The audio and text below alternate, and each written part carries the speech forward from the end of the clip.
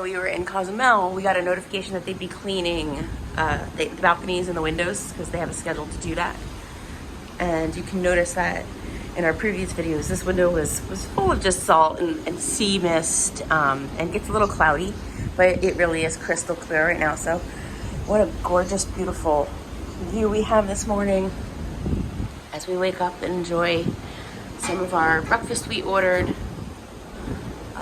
so we can get ready and go out and explore Roatan.